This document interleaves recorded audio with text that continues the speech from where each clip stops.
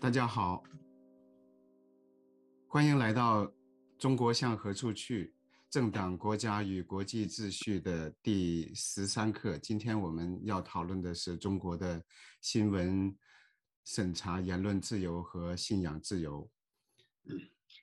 就像大家所知道的那样，中国共产党建立的这样一个专制体制，它对言论、对信仰都是进行严格的控制，进行严密的监控。那么，像我本人，因为在中国从事人权工作，从事一些异议写作，就被停课，被吊销律师证，被绑架，被关押，被酷刑。我们的另外一个讲者连友教授也因为他的言论，被禁止进入中国已经有20多年了，好像。我们今天非常荣幸请到著名的媒体人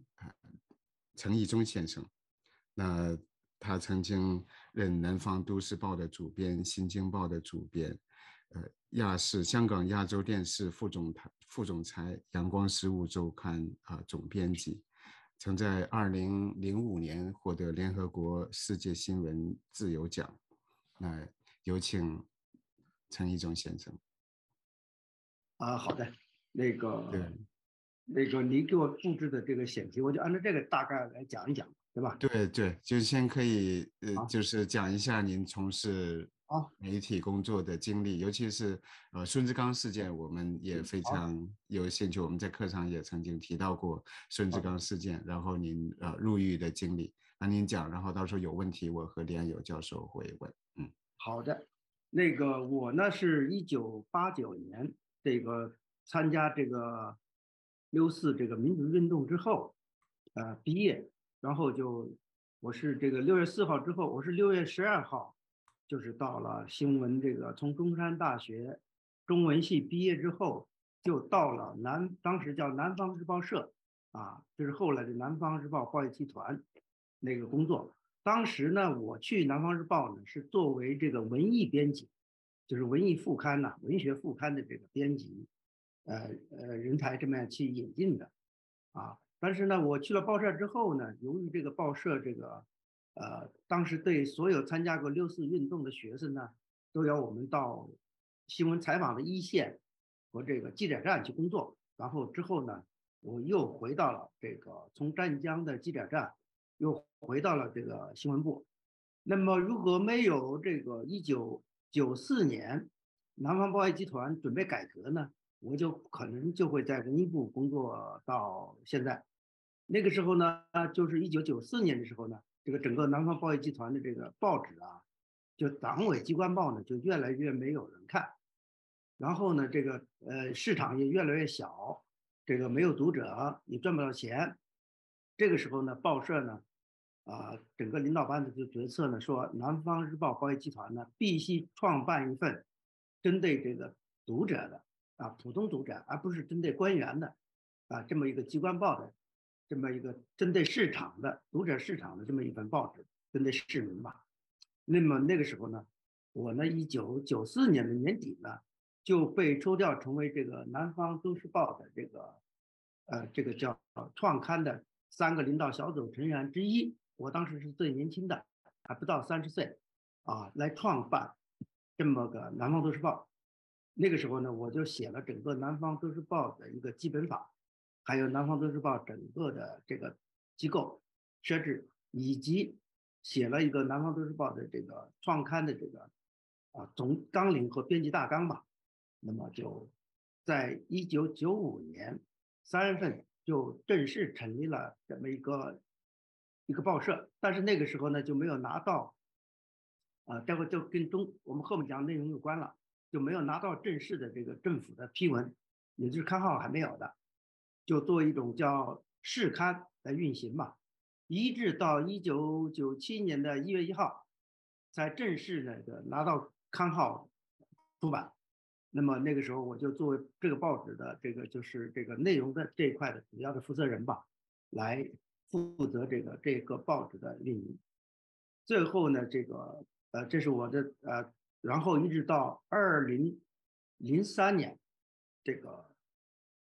然后这个南方都市报由于这个声名大作啊，市场广告量、发行量有很大很大的突破，在全国产生了巨大的影响。这个时候呢，全国呢，包括上海、北京、还有武汉、还有深圳各个地方呢，就想引进我的这个办报模式。那么这个模式呢，最先呢，我就被北京的这个叫光明日报报业集团，也就是中共的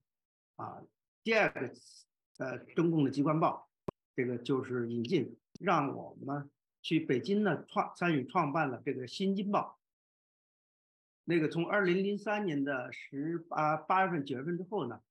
这个我就在北京就是创办了这么一个报纸。后来是这个报纸是在2003年的11月11号正式创刊了。也就是说，我同时在做南方都市报总编辑的同时，也做这个新京报的总编辑，一直到2004年的3月19号，这个我被捕入狱，被抓了。这个中共以各种各样的罪名吧，在2004年的3月19号，我被抓进了这个广州的这个看守所，啊，一直这个我被抓之后呢，在世界上，在国际范围之内，在中国，引起了剧烈的反响，尤其是在中国的网络上，有几十万人这个发动了这个签名，然后这个在国际上的这个叫人权组织啊，还有这个记者的这么一些组织呢，也展开了营救。那么最后呢，是中共的这个3个广东省的前的省委书记，就是广东省的3个元老，其中就包括任仲夷、林若还有吴南森这3个元老的这个紧密的斡旋之下吧，当时呢就没有立即判我，但是就把我的另外2个同事呢都判刑了，都把我呢作为主犯，但是主没有判。后边呢是在2004年的4月份吧，4月中旬，当时的美国副总统切尼访华，见到了胡锦涛。那么切尼就向胡锦涛提出这个说，你们抓了南方都市报和新京报的总编辑，这个希望你们这个这是冤案，你们要放人。这个时候呢，我的这个案件才走入这个叫中共最高的决策层的这个层面，最后的结果是最高检起诉司吧，派了一位这个副司长专门去广东就是我的这个专案组去这个进行调研最后是在这个调研的这个叫联合办案的这么一个这个会议上呢，直接这个指示广东4个字，这个就是立即放人。我是在我一直是在这个叫8月27号才被释放。那么整个我在这个监狱里面待了160天这是我的大致的。当然，我这个从离开了南方报业集团之后，后来我在释放之后第2年吧，南方日报就把我安排在南方日报的一个叫战略的发展部门去从事所谓的宏观的研究和发展的这个建议吧。最后这个由于这个胡舒立的这个协助，后来让我就离开了广州，去了北京，参与了这个胡舒立财经传媒集团那个所在的这个联办下边一家这个与美国合作的一个杂志叫《体育画报》去创办了这个《体育画报》的中文版和中国版。后来然后再有其他的这个新闻的这个经历，就刚才这个陈彪老师也说了，这个大概是我的一个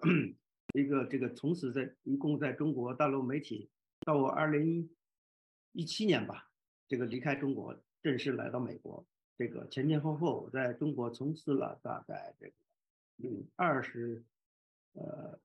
17这个再加上就是近这个20多年的这个新闻工作吧，是这么一个情况。嗯，那你被抓，后来你的同事郁华峰、李明英被判刑，那当然官方有他的一个罪名，但是实际的原因是什么呢？真正的原因是就是什么呢？就是说真正的原因肯定还是南方都市报，就是说跟这个广东的公检法系统吧产生了巨大的矛盾。就是说南方都市报长期呢，我们报纸呢长期都从事这个叫，按照中国的说法叫批评报道啊，其实就是舆论监督。那么舆论监督中的很大的一块呢，都是跟公检法相关的新闻，也就是说包括这个警察，这个公检法系统。怎么样欺压老百姓啊？怎么样这个，然后呢，还有很多的治安的案件啊，比方说这个诈骗的案件呢，有些公司有些这个叫这个不法的商人呢，怎么样诈骗这个消费者的啊？这种新闻，实际上所有的我们产生的很多，比方说很多地方的这个一个重大的灾祸啊，这个没有得到及时的处理啊，一个很大的一个这个叫人为的一个事故啊，对吧？死伤很多的这么一些交通案件呢，像这一类的新闻，甚至说一个火灾造成了很大的人员伤亡，像这一类的新闻都能够招致这个叫公检法系统的这个强烈的抗议和不满。他们实际上是这种矛盾呢，不是一天形成的，而是每天都可能会发生的。最重要的呢是几件事儿，第一个就是这个孙志刚案的这个报道，那么这是一个很大很大的一件事。孙志刚还有一个呢就是这个非典的报道啊，这个是应该说是最大的两件事。那么其中还有一件第三件事，可能大家不知道的，就是在南方都市报在报道啊孙志刚啊非典这样的一个这么重大的这个新闻的时候呢，还有一件事，比方说那个是2002年吧，南方都市报曾经报道过一个说一个派出所的所长啊，这个跟黑社会勾结，就是那种就是跟那个，然后呢呃呃强迫绑架一些妇女卖淫这么一个案件啊。这个案件呢，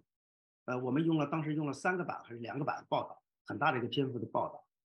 就是说打工妹被绑架卖淫案啊。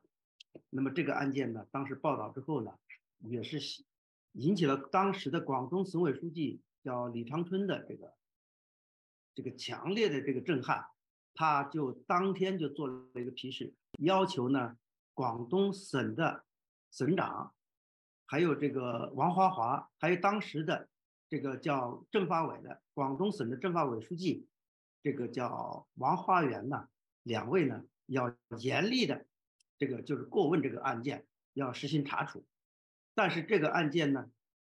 到了政法委这个之后，到了王花园这之后呢，王花园就把这个案子，就是把整个的我们的采访啊给推翻了，就给推翻了。他怎么推翻的呢？他就可以直接，因为这个案子的涉案的当事人都在他们手中，对不对？让他们改口供，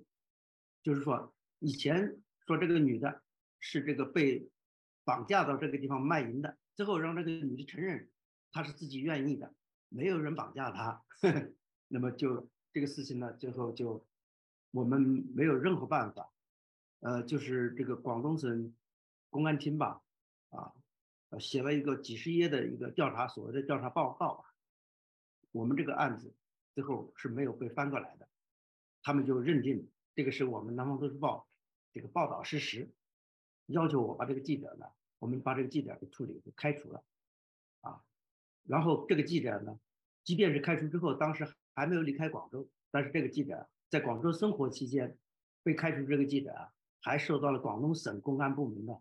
骚扰，最后他就没办法在广东生活，就离开了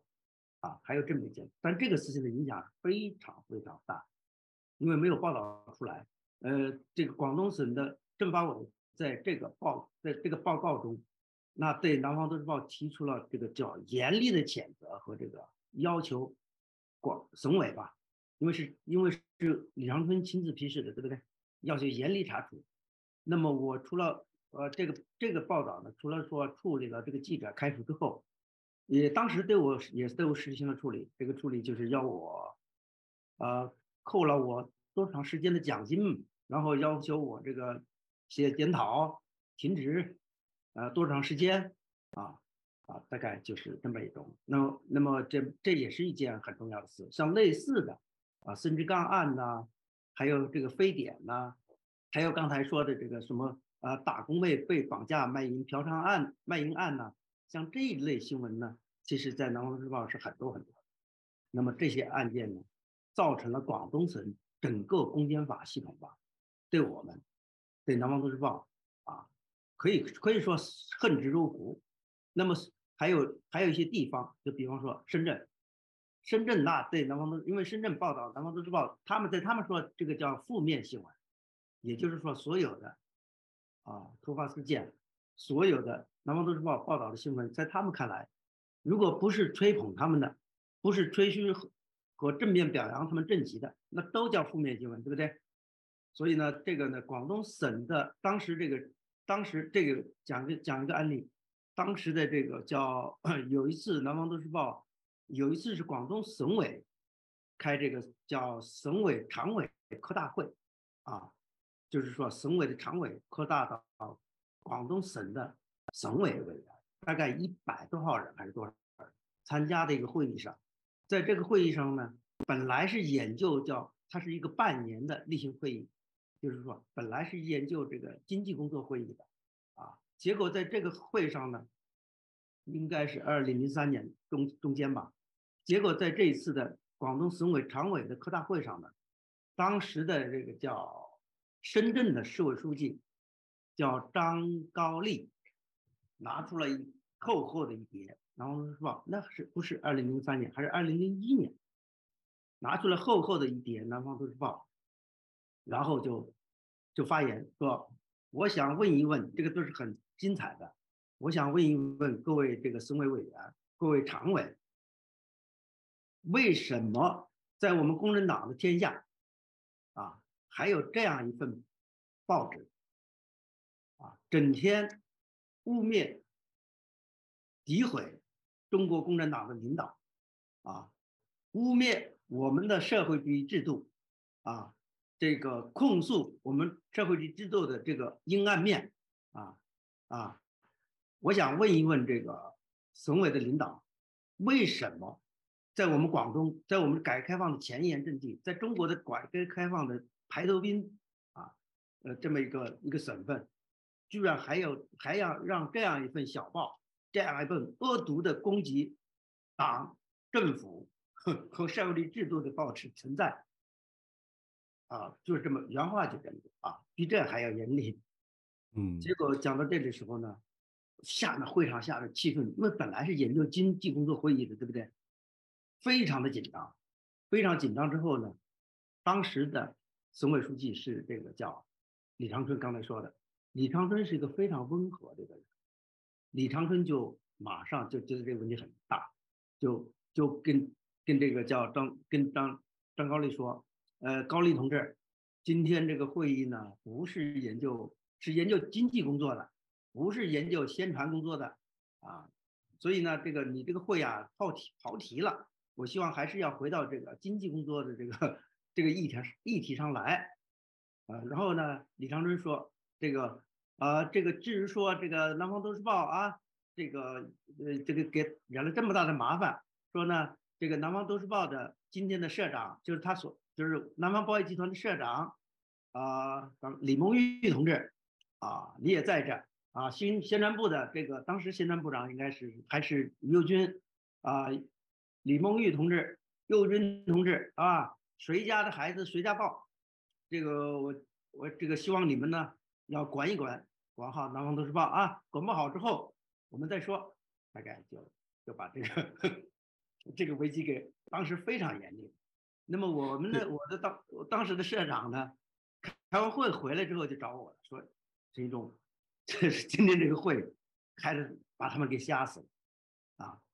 了这个呢，其实这个我是讲一个故事，对，对这个张高丽的疑惑也是我们很多人的疑惑，就是为什么在共产党的天下，在应该这个南方报业集团它的主管部门是广东省委吧？省委那宣传部。省委宣传部，那为什么共产党控制下的一个报纸，它能够有这样的这么多的批评性的报道？那是为了赚钱吗？还是为了这个了解民情呢？还是什么原因？市场化的压力，这个也请你分析一下。因为这个应该说，在我这我是受过系统的新闻学的文学和新闻学的这个训练的，这个对我来说是一个常识，对不对？对于我这样的就是新闻工作者来说，对所有的新闻工作者来说，批评监督政府啊，这个实际上是媒体的主要的职责。我在那个年代，我在我成长的这个年代，在我读书的1980年代，中国所有的新闻教科书中，包括中国所有的这个应该说出版的书籍中，都还是有新闻自由，有媒体的这个新闻，有言论自由，有新闻自由的这么一些教育的，并且在我的这个骨子里面，在我们受到这个教育里面，就是说媒体的天职，就是说监督和批评政府啊，是媒体的天职，是不可剥夺的这个责任，应该是这么说，对吧？所以在我来说是很正常，就不是说，因为你说赚不赚钱这个事情，我认为是这么说啊。你说媒体它是不是一个行业，或者说是不是一个经济活动？从本质上讲，肯定是啊。这么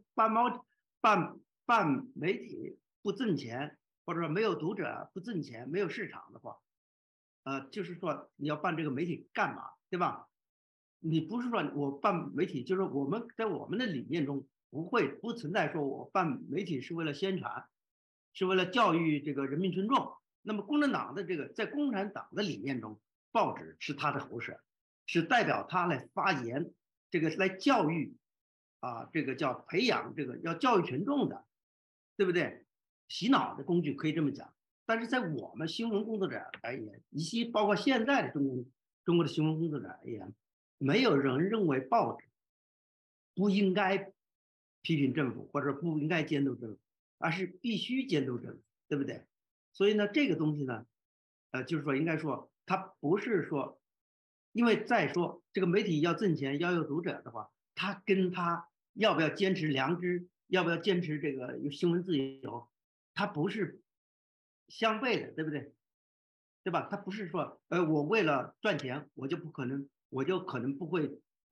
不讲新闻事实，不会的。共产党是这么指责我们的，你们就是不是为了挣钱吗？对吧？你们为了挣钱要骂共产党，他是这么理解的。我们为了挣钱，最重要的手段是要让我们的读者接受我，对不对？看我们，对不对？这个逻辑是这么驱动的，不是共产党说的。你为了挣钱，所以呢，你就要搞很多的丑闻，就是挖我们的墙角，这个批评我们，以批评我们这个方式来哗众取宠，他是这么理解的，明白吧？所以这个东西呢，对，就是说，也就是说，媒体要是。挣钱，要有读者，跟他要不要坚持良知、坚持正义、坚持这个叫客观的报道，以及他坚持他的新闻自由和言论自由，这个东西不是像共产党理解的是背反的，它其实是一致的，对不对？所以这个嗯。事情，共产党长期以来指责《南方都市报》，外面公开指责的是这个小报就是为了赚钱，就是为了哗众取宠，所以呢，他们就登那么多的案件和那么多的负面报道，他是这么解释的，对不对？那这不符合这个新闻行业的和专业的。问一个基础的问题，就是结合您的经历，不光是在《新京报》在《南方都市报》，也包括您对其他媒体、其他记者的了解。那共产党的这个审查，它是怎么进行的呢？就是通过一个什么样的程序来传达这些命令，然后呢，就是记者如何去服从命令，或者是如何想办法去绕过这个中宣部或者其他部门的命令呢？好的，那个就是说，共产党啊，就是说从它诞生的那一天起吧，我认为这个就是说，就像毛泽东说的“笔杆子”，对吧？也就是他是非常重视这个宣传的，尤其是重视这个媒体的。那么这个呢，其实是也就像毛泽东总结的一样，共产党打江山靠的是两杆子，对吧？枪杆子和笔杆子。很多时候，在非战争的年代中，这个笔杆子就比枪杆子还要重要的多，对不对？那么中共控制媒体，媒体审查呢，它是一个前置舆论呐，它是一个系统的工程，它不是像我们看到，就刚才我们看到某一篇报道得罪了他，对吧？它不是只是这么简单，它是一个系统性的庞大的社会工程，是这个工程呢，是这个涵盖了它，就是融到了它整个的组织架构和这个政府和这个运营。那么它的审核呢，以我的感知和总结呢，它分为这个以下的这个6个大的环节吧，对吧？第一个环节，我想告诉大家的是，这个在中国所有的媒体都是实行牌照登记制的，这个可能跟西方完全不一样，对吧？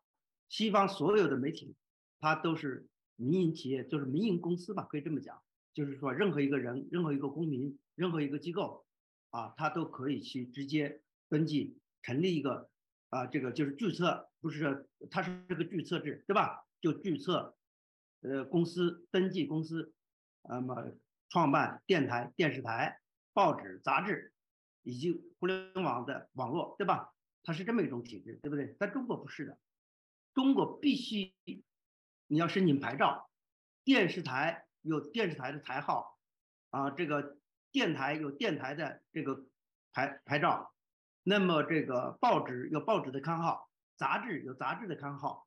办互联网有互联网审批的这个刊号，也就是说，这个是第一个，就是这个是中共前置媒体和审核媒体的第一个关口，就是说媒体在中国所有的媒体，无论是它是电台、电视台，这个报纸、杂志广播，还是这个互联网，它都要先申请牌照。这个牌照呢是向哪些部门申请呢？向这个新闻出版署，对吧？向国家的这个叫广电部，还有向这个政府的机构去申请这些牌照。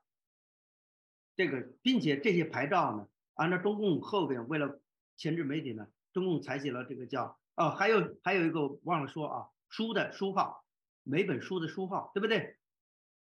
出版社你成立出版社之后，每一本书的书号都是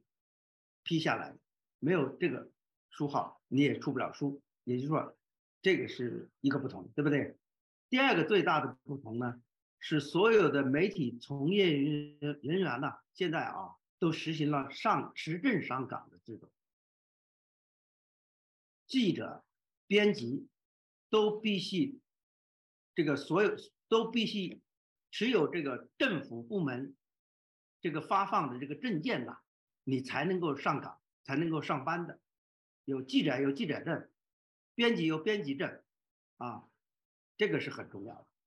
的这也是非常的，在美国没有这种情况，每个媒体自己对不对？我南方都市报最惨的时候，比方南方都市报有3、4千人的时候，有1-2千编辑记者的时候，我们大部分编辑记者都是没有办法拿到他的证件的。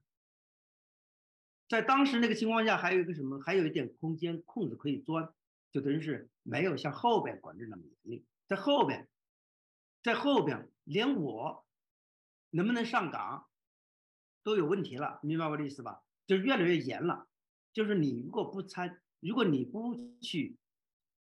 没有拿到政府这个所谓的这个证件，这个证件是怎么来的呢？不是说你受到了新闻专业的训练，通过新闻专业的考试毕业了，对吧？你就可以拿到这个证件，不是的 ，no。你要参加一个新闻出版署和中宣部联合搞的一个什么叫培训班，这个培训班叫什么呢？叫马克思主义新闻观再教育。其实这个培训班呢，是从这个丁光根年代开始，也就是江泽民时代开始，这个事情就抓得很严了。也就是说，你必须就像我南方都市报我总编辑，对不对？我是南方都市报总编辑，我是南方新京报的总编辑，我还要去考他这个试，才能够拿到一个证件，我才可以就是按照他们后边的定义，我才能够这个证件还不是说一发就终身的，每年审一次，给你就像你后面搞，就像中国审第四证这么一个搞法，这个是非常荒唐的，这是一个审核，对吧？第三个审核呢，就是说媒体领导人的任用和考核的权利，都是在当地的主管部门。这个主管部门呢，通常都是各个地方的宣传部。也就是说，像我南方都市报，我其中我是要广东省委宣传部必须认可的。他从理论上讲，省委宣传部可以直接任用南方日报的社长和总编辑，对吧？也可以直接任用南方都市报的总编辑和社长，就直接告诉你，你安排这个人上，或者你把这个人给撤掉，对吧？然后呢，这个像南方都市报，我这个任命之外，还要报到广东省的，按照现在的说法是报到广东省委组织部，对吧？备案啊，这个所谓的这个考核，这个是非常非常重要的。我可以告诉你，现在在中国，我们那个年代能够幸存下来，是因为当时的省没有到这个叫习近平这个年代这么严。习近平这个年代可以告诉你们，每一个中国的所有媒体的总编辑或所有媒体的负责人吧，甚至很多媒体的这个叫主要部门的负责人的人选，都是由省委宣传部直接下放、安排、任命的，并且随时可以让他滚蛋的。这个是非常重要的一个审核，对不对？它是这么一个组织。